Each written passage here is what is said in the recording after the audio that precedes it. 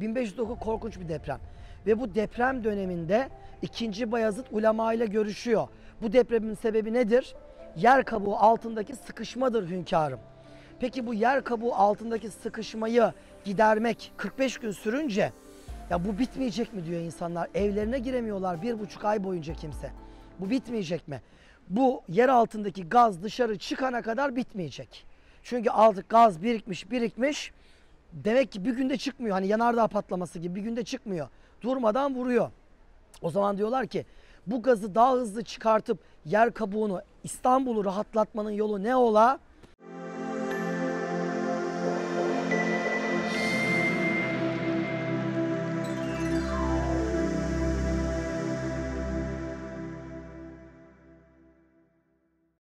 Şimdi efendim Eyüp'ü geziyoruz. Eyüp'ü gezerken özellikle malum Türkiye'nin gündemine deprem var. Ben kendim Manisalıyım. Annem Akhisarlı. 3 gün önce Manisa Akhisar'da biliyorsunuz 4,8 şiddetinde bir deprem oldu. Hatta annem ve babam gece evde geçiremediler. Çok ciddi sallanmış. Babam 2 defa alttan vurdu oğlum dedi. Çok sert bir deprem. Ben kendim 17 Ağustos depremi yaşandığında Bursa'daydım. Ve hiç unutmuyorum gece saat işte 3'ün geçiyor. Uyandım sallantıyla Bursa'da yani ki Yalova ve Adapazarı'ydı merkez. Gölcük'tü. Hiç unutmuyorum. Akvaryum var evde. Dev bir akvaryum. Akvaryumun suyu böyle bir böyle vuruyor bir böyle vuruyor. Ve su akvaryumun elektrik aksamına lambayı açık bırakmıştık gece. Şase yapmış. Allah korusun uyanmasa yangın çıkacakmış. Baktım ben erimeye başladı kablolar. Hemen elektriğini kestim. Yani tabii millet neler yaşadı Yalova'da Adapazarı'nda. Ne canlar. Yani resmi kaynaklar 11.000 can diyor ama gayri resmi kaynaklar 40.000 kişi öldü diyor. Yani bunlar zor.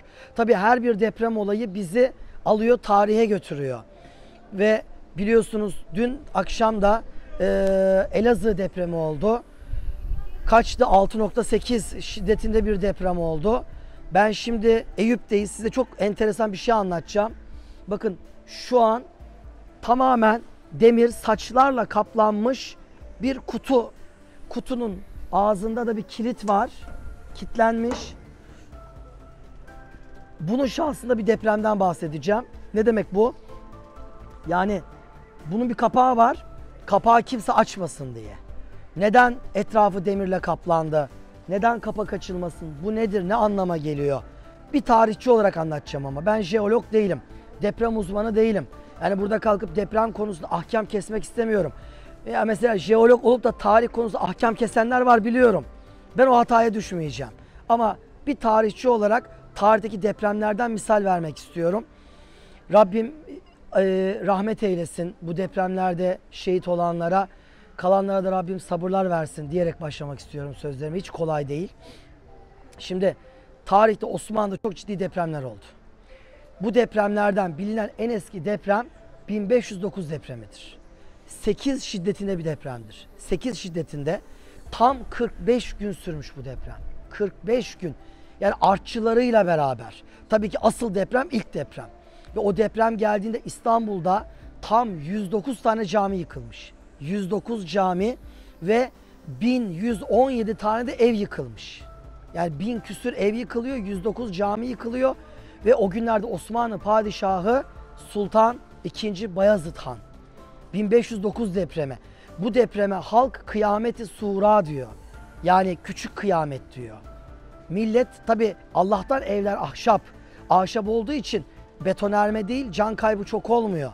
Ama nihayetinde yıkım had safhada oluyor ve insanlar dışarılarda kalıyorlar. Tabi taş binalar yıkılıyor. Yani camidir, medresedir, o büyük devlet elle yapılmış yapılarda yıkımlar oluyor. Can kaybı oluyorsa burada oluyor. 1509 korkunç bir deprem. Ve bu deprem döneminde 2. Bayezid ulema ile görüşüyor. Bu depremin sebebi nedir? Yer kabuğu altındaki sıkışmadır hünkârım. Peki bu yer kabuğu altındaki sıkışmayı gidermek 45 gün sürünce ya bu bitmeyecek mi diyor insanlar. Evlerine giremiyorlar 1,5 ay boyunca kimse. Bu bitmeyecek mi? Bu yer altındaki gaz dışarı çıkana kadar bitmeyecek. Çünkü artık gaz birikmiş. Demek ki bir günde çıkmıyor. Hani yanardağ patlaması gibi bir günde çıkmıyor. Durmadan vuruyor. O zaman diyorlar ki bu gazı daha hızlı çıkartıp yer kabuğunu, İstanbul'u rahatlatmanın yolu ne ola? Yer kabuğunda bir takım menfezler açmak ola. Kuyu açıyorlar. Rivayetlere göre bazı kaynaklar 200, bazı kaynaklar 400 civarında deprem kuyusu açıldı diyor. Deprem kuyusu. O deprem kuyularından bir tanesi de bakın işte bu gördüğünüz kuyu. Kuyu size göstermek isterdim. Bende fotoğrafları var. Yıllarca gruplarla gezerken çok fotoğrafını da çektim. Eyüp kitabına da koydum fotoğrafını. Fakat sonradan Eyüp Müftülüğü burayı böyle kapatmak zorunda kaldı. Küçücük bir kuyu aslında. Hani baktığınız zaman ya bu kuyunun içine kova nasıl sarkıtılır, su çekilir diyeceğiniz kadar küçük, daracık bir kuyu. Fakat Bayezid dönemi 1509 depreminin önlemi olan kuyulardan bir tanesi olduğunu biliyoruz. Maalesef sonradan hurafeci bir zihniyet bu kuyuyla alakalı bir takım hikayeler uydurdu. Buna Dilek Kuyusu dendi. Eyüp-ü meşhur Dilek Kuyusu. Millet tabi bilmeyince, iman tahkiki olmayınca kalkıp da el açıp bir Fatiha okumak yerine kör kuyudan millet medet ummaya başlayınca cehaletle kuyunun başına gelenler, başa namaz kılar gibi duranlar, gözleri yumup böyle kulağıma sağdan ses gelirse dileğim kabul oldu, soldan gelirse olmadı. Bunlar uydurma şeyler. Dinde yeri yok. Ama maalesef bu hurafeci zihniyetin önüne geçemedi Eyüp Müftülüğü. Anlattılar, ettiler, olmuyor. Duyan geliyor, duyan geliyor. Ya bir kuyu varmış, bekar evleniyormuş, fakir zengin oluyormuş, ev, araba isteyen herkes. Velhasıl ben bir ara geldim, burayı çamurla kaplamışlar, özel bir toprak yığmışlar. Bir ara geldim, üzerine dallar kapatılmış. Neler yaptı yetkililer? Bir türlü çözüm bulamadılar. Tarihi kuyu tahrip etmek de olmaz. Bunun üzerine en son böyle etrafını kilitlediler. Çünkü gelenler kör kuyuya para atıyor. O paraları da buradaki Bali çocuklar alıyor. Sabah tutkal çekiyorlar mezarların içinde. Böyle bir hayra vesile oluyordu nihayetinde. Ve bunu kapattılar. Ağzını da kilitlediler.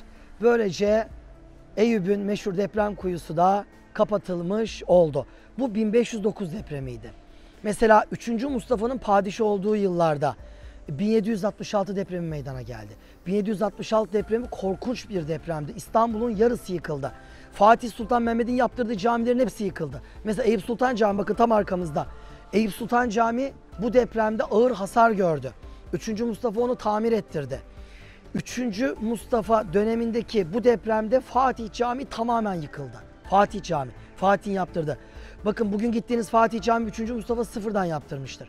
Bu camiyi de 3. Selim sıfırdan yaptırmıştır. 3. Mustafa tamir ettireyim dedi, tutmadı. Dökülmeler devam edince oğlu 3. Selim baktı olmuyor, yeniden yaptırdı bu camiyi. 1766 bir deprem daha var. 1894 depremi. Bu 1766, 1894, 1509 bu depremlerin tamamının genelde 8 şiddetinde olduğu düşünülüyor. 8. Zaten Allah göstermesin. 9 ne demekmiş biliyor musunuz? 9'u hiç görmedik. Görmeyelim inşallah. 9'da bütün Hors ve Grobenler düzleşiyormuş. Hors yüksekler, tepeler. Groben çukurlar. Yani şöyle düşünün. Un elemişsinizdir. Çocukluğunuzda gençlik un. Un eliyorsunuz. Unu doldurduğunuz şeye, eleğin üstüne un nasıldır? Dağınık. Çukurlar, tümsekler var. Siz salladıkça ne olur? Düzleşir. İşte o. Yani bütün Hors ve Grobenler düzleşiyor. Yeryüzünde ayakta hiçbir şey kalmıyor. Her şey dümdüz hale geliyor. Zaten 9 şiddetteki depremin diğer adı kıyamet diye geçiyor. Rabbim muhafaza etsin. Yani hakikaten insanız. Tarih boyunca birçok medeniyeti yıkan depremdir. Hititler, Hattuşaş. Gidin mesela dev medeniyet başkent yok. Ne oldu? Deprem bir vurdu gitti. Romalılara ait Efes antik kenti, Aspendos ve diğerleri. Bütün bu şehirleri yok eden neydi? Depremdi. Deprem vurdu. Hepsi yıkıldı veya birçoğu yıkıldı. İnsanlar göç ettiler. Şehirleri terk ettiler. Mesela Petra antik kenti var Ürdün'de. Petra'ya gidip Nabatiler niye yerleşik başkent yaptı? Depremden kaçmak için. Çünkü onların bir önceki kavmi Ad kavmiydi. Yemen'de yaşıyorlardı. Büyük bir deprem onların bütün yüksek binalarını yok etti. Kur'an-ı Kerim'de geçiyor. Yüksek bina yapmakla övünüyorlardı. Ama biz onların hepsini yerle bir ettik diyor Allah-u Teala. Ve onlardan ayrılan bir kavim de Petra'da kayalık bir ortamda kayaların aralarını oyarak böyle bir yeni bir yerleşmeye sevk oldular. Böyle bir uygulamayı hayatlarına geçirmiş oldular. İstanbul'un gördüğü son depremden bahsedeyim, öyle bitireyim. İstanbul'un gördüğü son deprem 1894 depremiydi. Padişah Sultan II. Abdülhamit'ti. O döneme ait fotoğraflar var elimizde. Sultanahmet Meydanı'nı binlerce insan doldurmuş. Yani iğne atsanız yere düşmüyor. Tamamen insanlardan hasıl bir meydan. Yani zemin hiç gözükmüyor insanlardan. Herkes mallarını yığmış meydana o biçim. Ve o büyük depremde Ortaköy Camii'ni babası Abdülmecit Han yaptırmıştı. Caminin 2 minaresi yıkıldı. Hürrem Sultan'a Kanuni yaptırdığı Cihangir Camisi tamamen yıkıldı. Ebu'l-Vefa Hazretleri'nin Vefa Tekke Camii tamamen yıkıldı. Hafsa Sultan, Kanuni'nin annesinin türbesi tamamen yıkıldı. Ve Abdülhamit Han yani o saltanat yıllarında A'dan Z'ye yıkılmış birçok şeyi tamir ettirdi. Vefa Camii ile Hafsa Sultan'ın türbesini tamir ettiremeden tahttan indirildi. Ama Ortaköy Camii'nin minareleri, Cihangir Camii'ni sıfırdan Abdülhamit Han yaptırmıştır yeniden. Böylece birçok yaralar sarılmış oldu. Ama önemli olan tedbir almak, ders çıkarmak. Eyüp'te bugün üstü tamamen kapatılmış bir deprem kuyusunun şahsında biz tarihteki depremleri kısacık hatırlamaya çalıştık. Dediğimiz gibi Rabbim beterinden korusun, muhafaza etsin. Hazırlıklı olmakta fayda var. Hem madden hem de manen.